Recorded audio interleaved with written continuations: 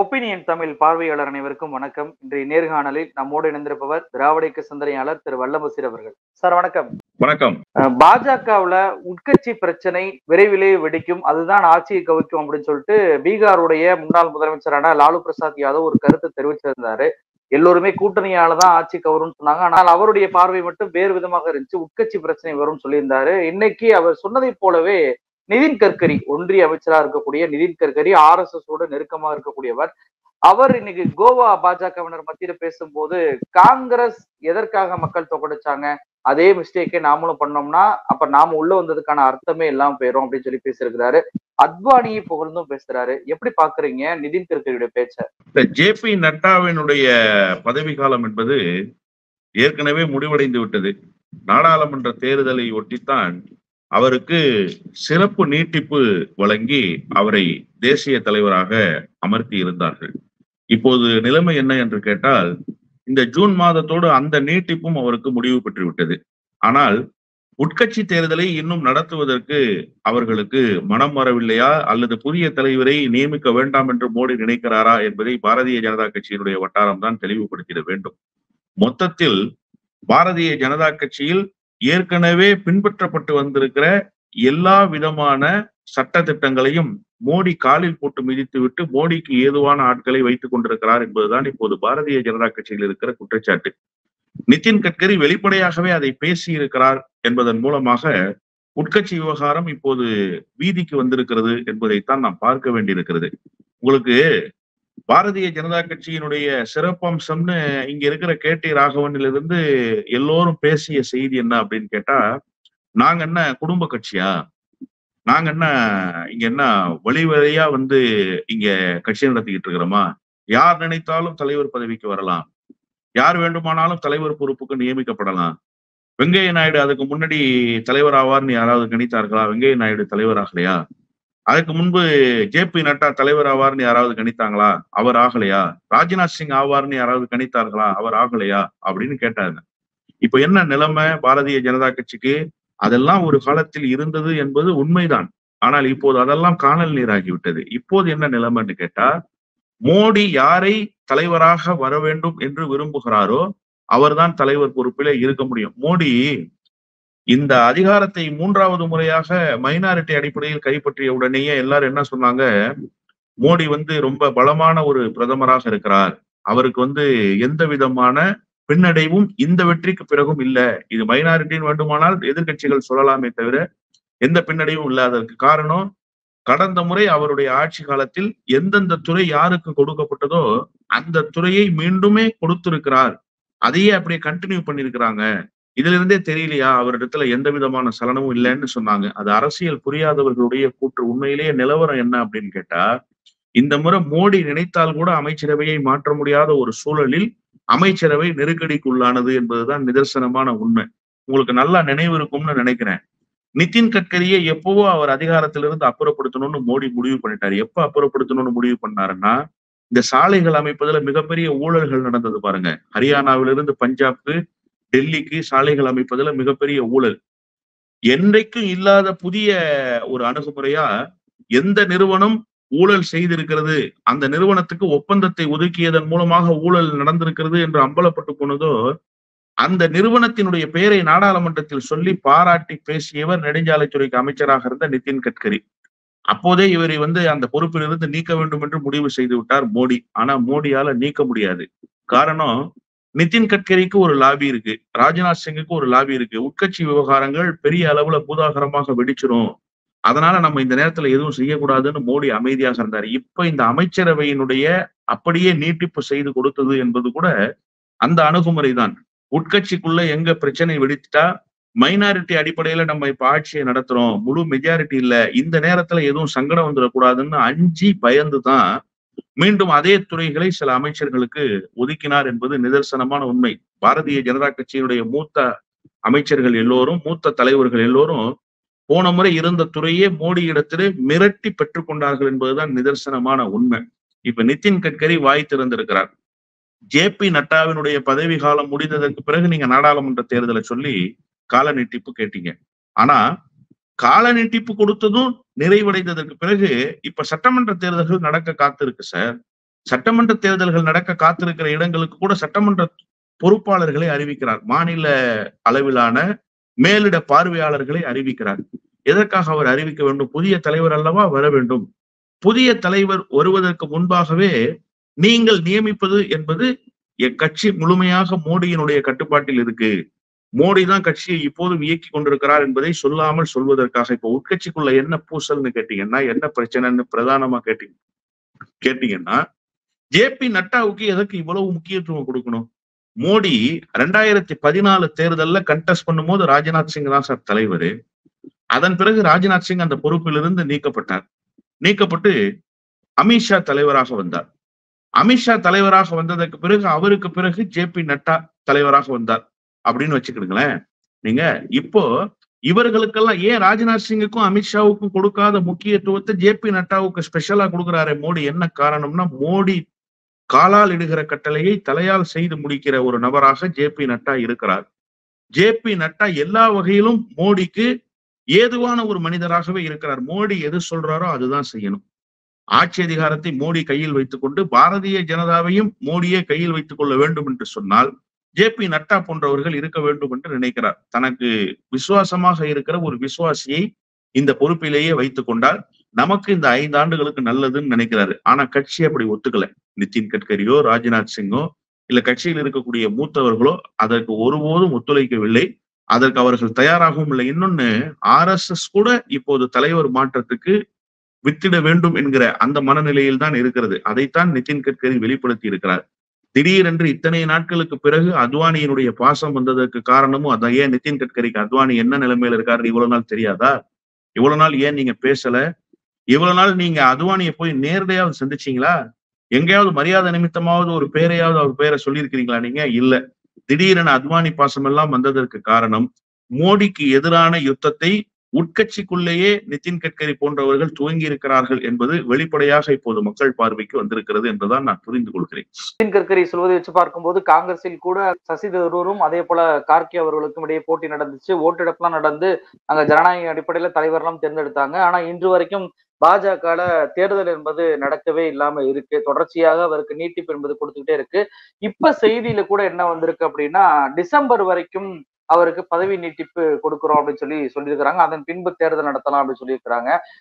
December வரைக்கும் நீட்டிப்பதற்கான காரணம் அவங்க என்ன சொல்றாங்க அப்படின்னா, சட்டமன்ற தேர்தல் நடக்குது அப்படின்னு சொல்றாங்க. அப்ப அடுத்த வருஷமும் பீகார் தேர்தலாம் நடக்கும் தானே? அப்ப இதை எப்படி பாக்குறீங்க? ஏன்னா ஜே.பி. நட்டாவுக்கு மோடி அவர்கள் நீங்க சொல்வதை போல முக்கியத்துவம் கொடுக்கிறாரு. எந்த அளவுக்கு அப்படின்னா, பாஜகவை பொறுத்த வரைக்கும் ஒருவருக்கு ஒரு பதவி அப்படின்னு தான் இருக்கும். ஜே.பி. நட்டா பாத்தீங்கன்னா பாஜகவுடைய தேசிய தலைவராகவும் இருக்கிறார், சுகாதாரத்துறை அமைச்சராகவும் இருக்கிறார், ராஜ்யசபாவுக்கும் அவர் தான் தலைவரா இருக்கார். 3 பதவியில வகிக்கிறார். இதெல்லாம் வேறுபாடா தெரியலையா?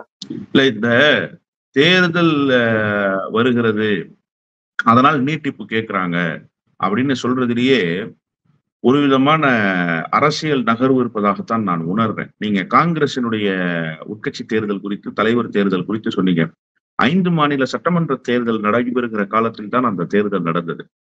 காங்கிரஸ் கட்சி இதே காரணத்தை சொல்லி இருக்க முடியும். ஆனா காங்கிரஸ் கட்சி அந்த காரணத்தை சொல்லல. சார், உட்கட்சி தேர்தல் நடப்பதற்கும் தேர்தல்களை ஒரு கட்சி சந்திப்பதற்கும் ஏதாவது தொடர்பு இருக்குதான்னு கேட்டா எந்த தொடர்பும் இல்லை.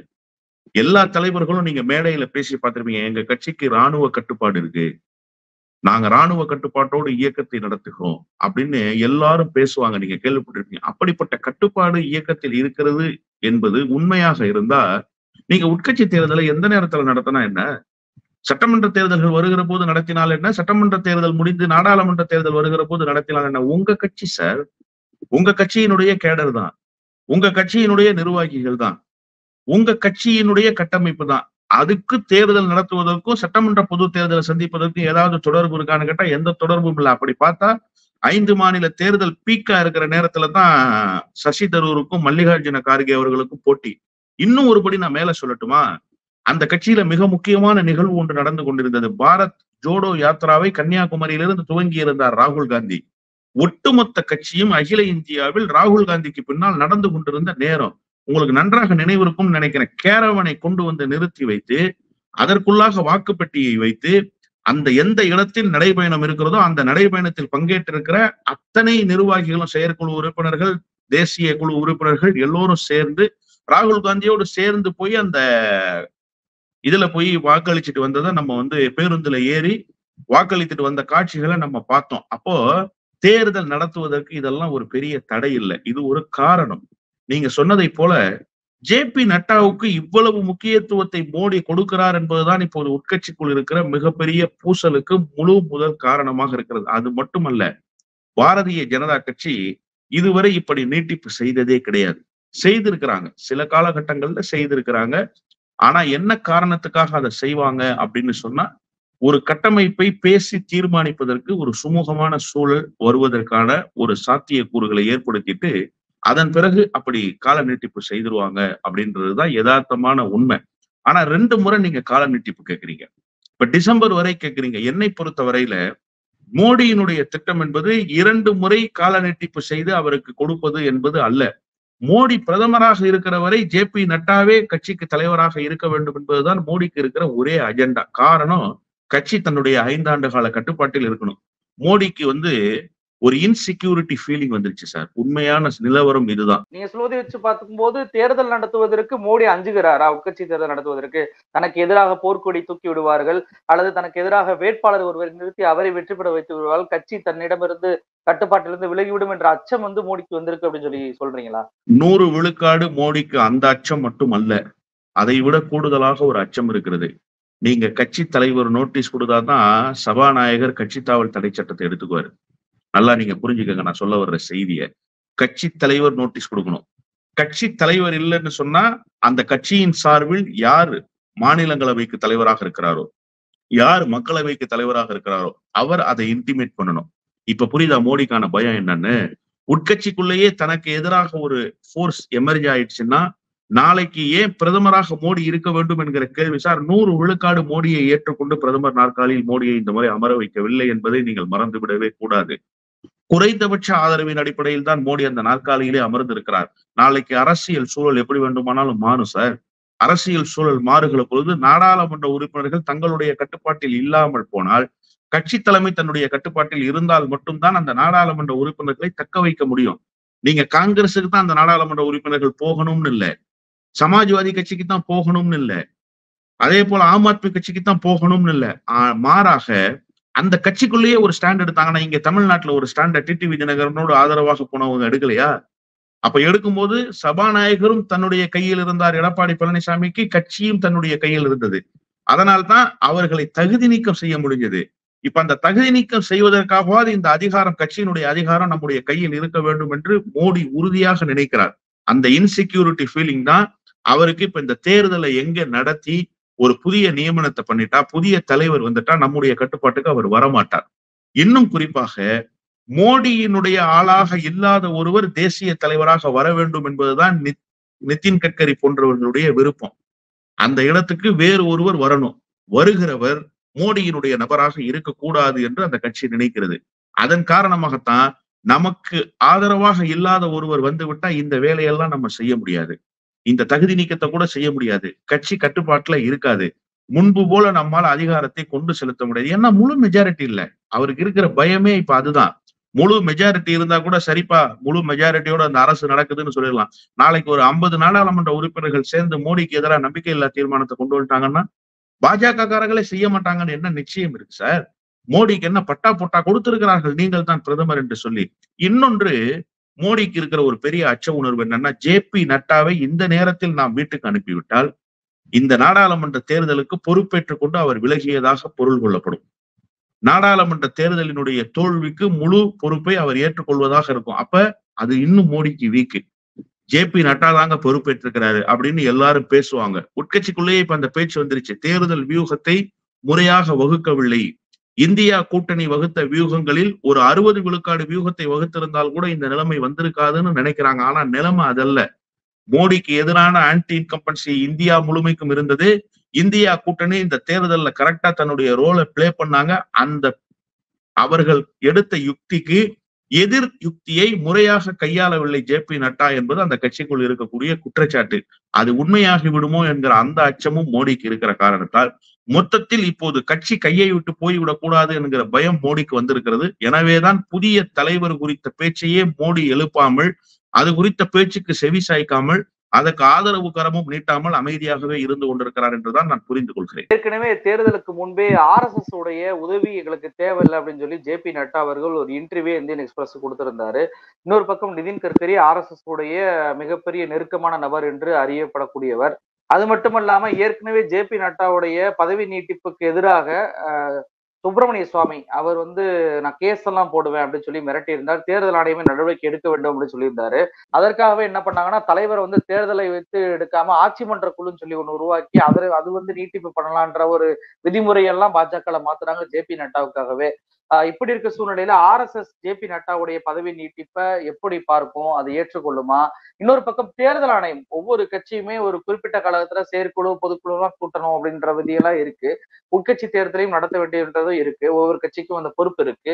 ஆனால் பாஜக தொடர்ச்சியாக இப்படி அவாய்ட் பண்ணி வருவதை தேர்தல் ஆணையம் எப்படி பார்க்கும்? தேர்தல் ஆணையத்தை பொறுத்தவரையில உட்கட்சி விவகாரங்களில் நேரடியாக தேர்தல் ஆணையம் தலையிட முடியாது. காரணம், இது அவர்கள் கட்சியினுடைய விவகாரம். தேர்தல் ஆணையம் தலையிடுவதற்கான முகாந்திரம் இருக்கும். எப்ப இருக்கும்னு கேட்டீங்கன்னா, இந்த கட்சிக்குள்ளேயே ஒரு பிளவு ஏற்பட்டால், இந்த கட்சியை சார்ந்த ஒரு சாரார் போய் எங்க கட்சிக்கு உட்கட்சி தேர்தல் நடத்தாமல் இருக்கிறார்கள், அதை நடத்த வேண்டும் என்று கோரினால் தேர்தல் ஆணையம் இதில் நேரடியாக தலையிட்டு ஒரு அங்கீகரிக்கப்பட்ட அரசியல் கட்சி, அந்த அரசியல் கட்சிக்கு இருக்கக்கூடிய பைலாஸ் என்ன சொல்றாங்களோ, சட்ட விதி என்ன சொல்லுதோ, அந்த சட்ட விதியின் அடிப்படையில் அவர்கள் நடந்து கொண்டிருக்கிறார்களா அல்லது அந்த சட்ட விதிக்கு மாறாக நடந்திருக்கிறார்களா என்பதை ஆய்வு செய்து, இல்ல நீங்க தவறாக நடந்திருக்கிறீங்க, நிச்சயமாக இத்தனை நாட்களுக்குள் புதிய தலைவரை தேர்ந்தெடுக்க வேண்டும் என்கிற ஒரு அழுத்தத்தை தேர்தல் ஆணையம் கொடுக்கும். ஆனா தேர்தல் ஆணையம் நேரடியாக தலையிட்டு கேட்க முடியாது.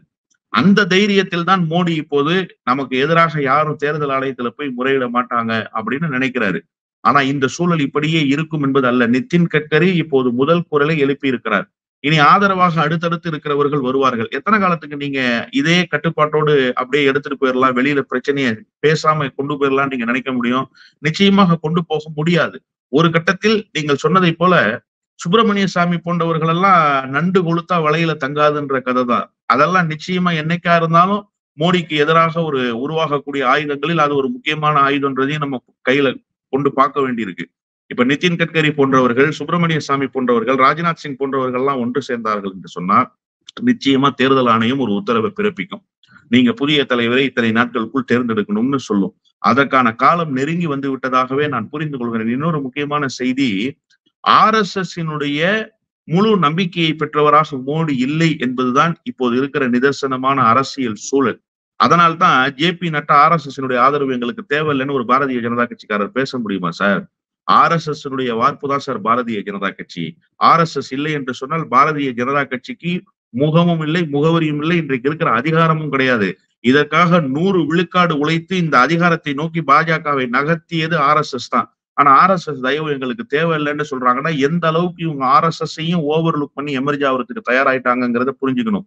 நம்மை போன்ற எதிர் சித்தாந்தம் கொண்டிருப்பவர்களுக்கே இந்த நடவடிக்கை என்பது எவ்வளவு தப்பா இருக்குன்னு தெரியுது.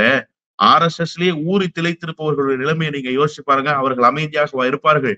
நிச்சயமாக ஏதோ ஒரு சூழலில் இந்த பிரச்சனை வெடித்து வெளியில் வருவதற்கு தயாராகிவிட்டது என்பதைத்தான் இப்போது இருக்கக்கூடிய நிதின் கட்கரியினுடைய இந்த பேச்சு உணர்த்துகிறது. நீங்கள் சொல்வதை வச்சு பார்க்கும்போது நிதின் கட்கரி ஒரு கலக குரலை எழுப்பியிருக்கிறார். அது மோடிக்கு எதிராக எழுப்பியிருக்கிறார் அப்படின்றத புரிஞ்சுக்கிற முடியுது. காங்கிரஸ் செய்த தவறை நாமும் செய்தால் நமக்கு என்ன நிலைமை ஏற்படும் அப்படின்றத புரிஞ்சுக்கோங்கன்னு சொல்லிட்டு பாஜகவினர் மத்தியிலே பேசியிருக்கிறார். நீங்கள் சொல்வதை போல JP நட்டாவுடன் ஒப்பிட்டு இதை பார்க்க முடிகிறது. ஏன்னா காங்கிரஸ்ல நீண்ட காலமாக ஒரே தலைவர் இருந்து வந்தார், தேர்தல் நடக்காம இருந்துச்சு. அதே போலவே பாஜக இப்ப நடந்துகிட்டு இருக்கு அப்படின்றதான் சுட்டிக்காட்டி இவர் பேசியிருக்கிறாரா அப்படின்ற சந்தேகங்களை நிவர்த்தி பண்ணும் விதமாக பல்வேறு தகவல்களை நம்ம நேரில் பகிர்ந்துட்டீங்க. நிகழ்ச்சி கலந்து ரொம்ப நன்றி சார்.